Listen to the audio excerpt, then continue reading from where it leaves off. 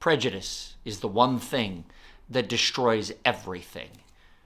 My friends, if you can't get a handle on that, then you've lost everything when it comes to the kingdom of heaven. I'm Pastor John from Living Stones and Sunland, Seventh-day Adventist Churches, and it is time for the call to prayer.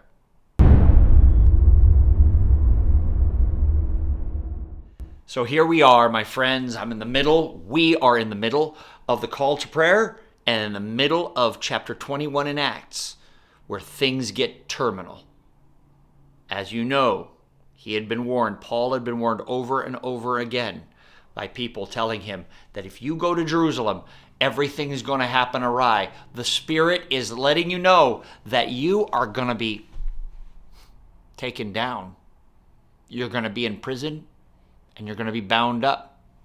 Even one of the prophets had mentioned that his own belt, his belt was put around his hands and it says, you shall be tied hand and foot with just like I am with your belt. My friends, following Jesus does not mean an easy life, especially when you're trying to reach people who think they know it all. We all are like that, aren't we? We Americans, we people, wherever you are in the world, we Seventh-day Adventist Christians, we always think we know everything there is to know. And because of our own deficit here, we oftentimes lose this here. So Paul goes into the temple, and last week we talked about how he played the game. He went through the process. He shaved his head. He did the 7-day special cleansing in the talits, all in front of the temple with the 4 other men. And none of it mattered, because the minute he entered the temple, there was a lie put out about him. And I know how that goes. As a pastor, I've experienced this before, where people will they don't like what you're saying or what you stand for. Oftentimes it has to do with a local politic that you're dealing with, some kind of power problem that is it doesn't matter to anyone outside the church, only the people inside the church.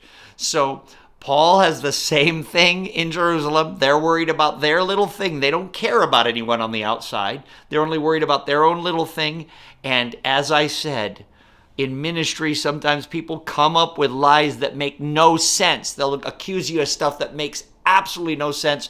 And in the same way, Paul has gotten accused of somehow bringing some Greek into the temple. That Greek's not there at all, of course, but he supposedly brought him in. Well, the story gets worse as we read. Isn't it interesting? When they accuse you of something that makes no sense, the minute it doesn't stick, then they go to the next thing that's worse that makes no sense. And it gets worse and worse until something sticks, right? Well, in the same way, Paul is getting it in the temple. These are supposed to be the people of God that are in the temple. But unfortunately, as Jesus said, they're whitewashed open tombs. The outside has been painted white, but the inside is corrupt. We have to watch ourselves. Prejudice does this to all of us. Prejudice creates a homeboy network. It creates an us versus them mentality that initially eats and hollows us up. Does that make sense? Let's continue on, because there's a lot to do in this short time. So Paul, in verse 27, had gone into the temple. And these guys said, wait, they stirred everyone up and said, fellow Israelites, this guy is teaching people not to follow the laws of Moses, which of course is silly if you think about it, because Moses pointed to Jesus. But never mind. So they assumed that he had brought in this guy into the temple, and then in verse 30, the whole city was aroused. People came running from all directions, seizing and grabbing Paul. They dragged him from the temple, and the gates were shut to the temple. So they pulled him out of the court of men, in other words, the holy place. They pulled him out of the court of men. They shut the gates. Now he's in the court of women on the steps of that. And they start beating on him there. And in fact, we'll find out there. While they were trying to kill him, news reached the commander of the Roman troops. Of course, there's a troop. It's the same troops that are just, if you're in the temple and you're looking right at it from here, on the northern side, there's a fortress of Antonia, which is the barracks. And it's right there. The Romans had immediate access to the temple because that's how Romans were. The places of gathering were their places to make sure everything was straight. So they immediately sent a garrison to protect or to stop the uprising that was happening there in the temple on the steps of the court of women. This is where this is happening. So they come in. And immediately, verse 32, at once they took some officers and soldiers. They ran down to the crowd. And when the rioters saw the commander and his soldiers, they stepped back from beating Paul. Number 33, verse 33. The commander came up and arrested Paul and offered him to be bound with 2 chains. So in other words, he had a chain on his right and a chain on his left, held back with a Roman soldier on each side, okay? They're chaining him because they thought he was a big deal. And apparently the gossip out there was that he's a big deal. You see, the lies they had given to the Jews are that the Jewish people were that Paul had led a Greek into the temple. But there's another lie that went to the Romans, which is that this guy's a terrorist. How do you like that? Isn't it funny? It's very popular to call people terrorists when you don't like what they have to say lately. And it's been a while like that, by the way. The more oppressive a society becomes, the more silly it becomes. But the less people notice how silly it is. And this is exactly how it was in the time of Jesus and in Paul's time. So they grab him and they chain him up. And they assume that he was some kind of really bad guy.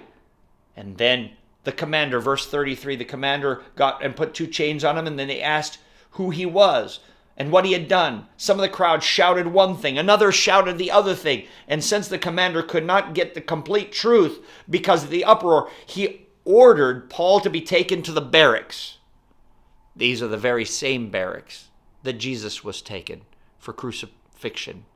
This must have been really surreal for Paul and those with him, like Luke that was probably there.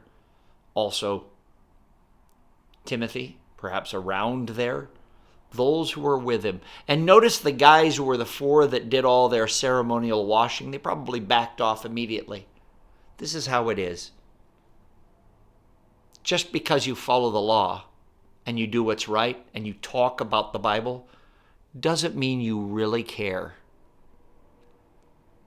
You have to act on it. There are many in our church and outside our church who love to play a big game about how holy they are.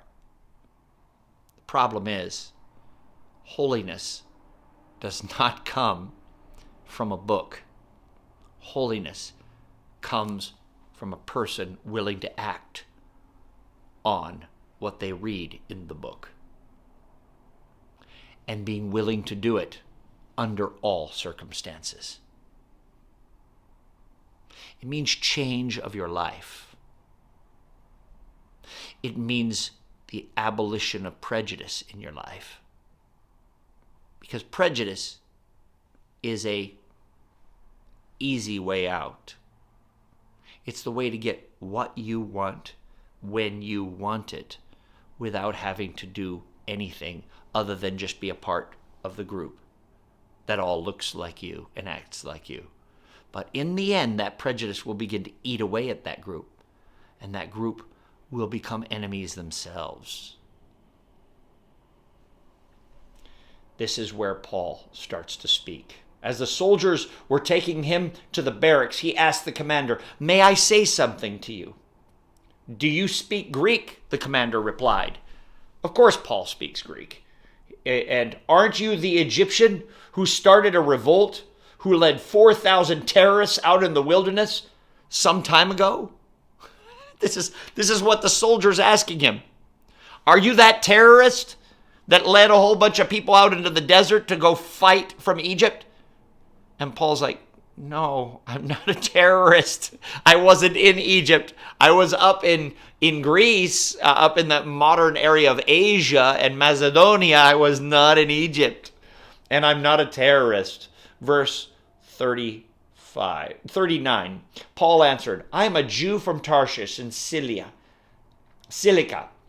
a citizen of no ordinary city, please speak to the people. Did you notice that? A citizen of no ordinary city.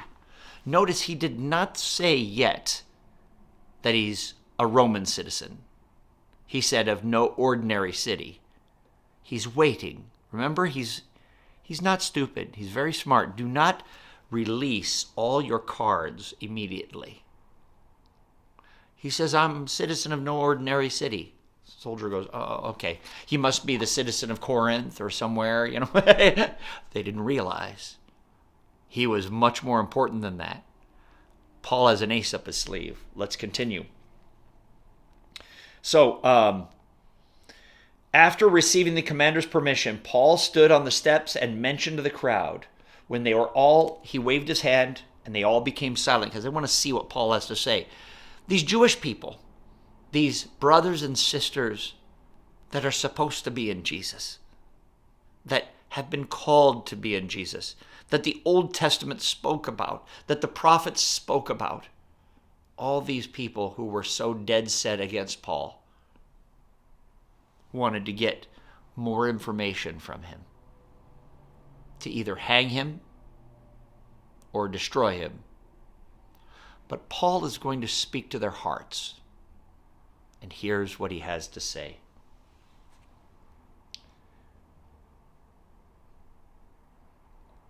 I am a Jew, born in Tarshish, and brought up in this city. I studied under Gamaliel, who was thoroughly trained by the law of our ancestors. I was just as zealous for God as many of you are today. I persecuted the followers of the way, meaning Christianity, but the way is what it was called, Hodos. I persecuted them to death, arresting both men and women, throwing them into prison. As the high priest and council themselves testify, I even obtained letters from the temple so that I could go to Damascus and destroy these people. I went toward Damascus, and I'm just going to say it rather than reading it. I went toward Damascus and I got hit by a light, and it threw me off my horse. And the men who were with me saw the light, but they didn't hear what was said. And the words were said to me, why, Paul, why, Saul, are you persecuting me? Why do you persecute me? Who are you, Lord? He said, I'm Jesus of Nazareth, whom you are persecuting. What do I do now? Go to Damascus and I will show you who to meet. And remember, there was this guy Ananias in Damascus, and they both synchronized together, and Ananias was scared to be with him because he didn't want to be persecuted. But God broke down the prejudice between those against the way and those for the way.